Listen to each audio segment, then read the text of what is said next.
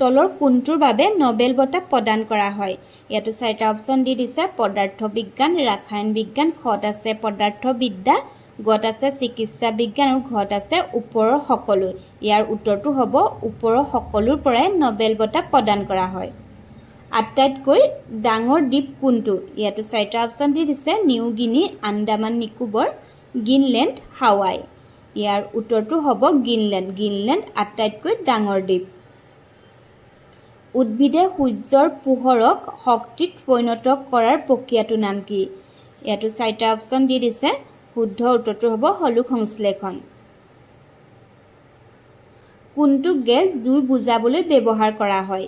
ইয়াতো 4টা অপশ্যন দি দিছে। ক নম্বৰত অক্সিজেন, খত নাইট্ৰজেন, গত কাৰ্বন ডাই অক্সাইড, ঘত হাইড্ৰজেন।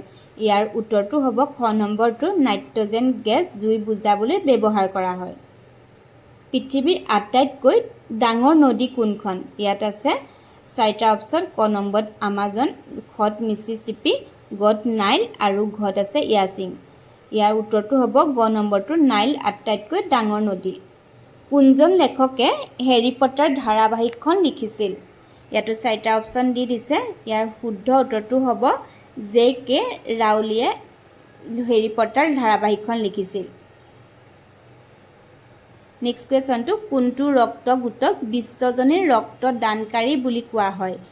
ইয়াত 4টা অপশ্যন দি দিছে। A positive, B negative, AB positive আৰু O নিগেটিভ। ইয়াৰ উত্তৰটো হ'ব O negative.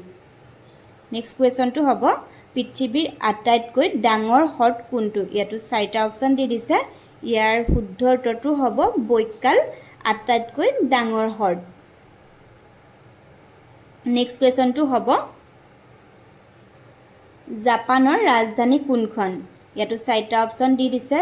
Beijing, Tokyo', Seoul আৰু বেংকক। ইয়াৰ শুদ্ধ উত্তৰটো হ'ব টকিঅ'। টকিঅ' জাপানৰ ৰাজধানী। নেক্সট কুৱেশ্যনটো হ'ব, কোনটো প্ৰাণী অষ্ট্ৰেলিয়াৰ ৰাষ্ট্ৰীয় প্ৰতীক? ইয়াতো 4টা অপশ্যন দি দিছে।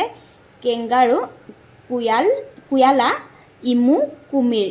ইয়াৰ শুদ্ধ উত্তৰটো হ'ব কেংগাৰু।